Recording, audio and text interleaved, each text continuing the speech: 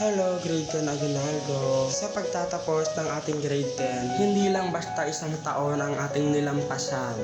Ito ay isang yugto ng ating buhay na puno ng pagsubok, saya at mga alaalang hindi malilimutan. Over na lang talaga. Mula sa mga araw na tila gusto na nating sumuko hanggang sa mga sandaling sabay-sabay tayong tumawa.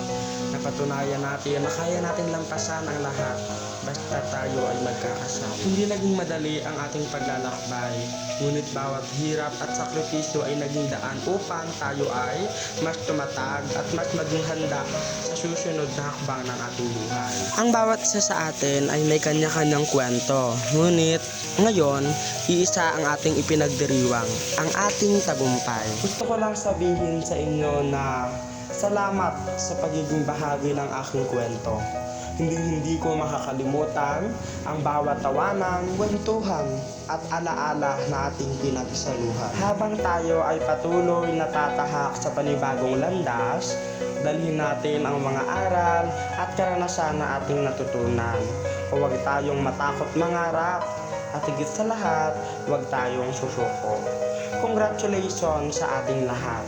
Ito pa lamang ang simula ng mas marami pang tagumpay na darating sa buhay natin. Pero grabe no, hindi talaga natin maiiwasan na makaramdam tayo ng lungkot na para bang kailan lang sabay-sabay tayong nangangapa sa unang araw ng pasukan kasi nga nahihiya tayo, kinakabahan at puno ng tanong.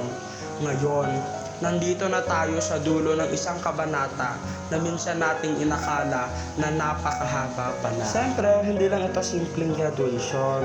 Ito ay paalam sa mga araw na magkakasama tayo, sa mga simpleng tawanan, sa mga kwentuhang walang katapusan din, at siyempre sa mga kulitan at asara na naging bahagi ng ating araw-araw. Nakakalungkot isipin na darating ang panahon na hindi na natin makakasama ang isa't isa tulad ng dati. I mean, magkakasama pa naman tayo pero kasi iba yung saya ngayon, di ba? Kahit minsan parang ang toxic ng grupo natin o ng section natin, pero nananaig pa rin ang pagmamahal para sa bawat isa. Aminin nyo, may mga alaala na gusto nating balikan.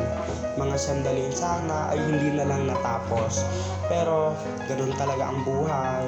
Kailangan nating magpatuloy kahit na mahirap, kahit may lungkot sa ating heart of puso. And guys, gusto ko lang sabihin na habang tayo ay naghihiwalay ng landas, sana ay hindi magbago ang pagkakaibigan na ating nabuo. At kahit magkakalayo-layo na tayo, sana ay maaalala pa rin natin ang isa't isa, ang mga pangarap natin at ang mga panahong minsan tayong naging magkaklas. Lalong-lalo na kay Ate Flo, gusto ko lang sabihin sa iyo na salamat.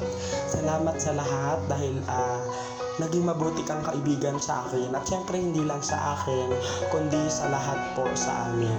Naging mabuti kang kaklase and nanay. Kaamo lang na guys, wala na ko ibang nga masiling sa inyo palangga takamatanan masiling ko bin na best section niya. I love you guys.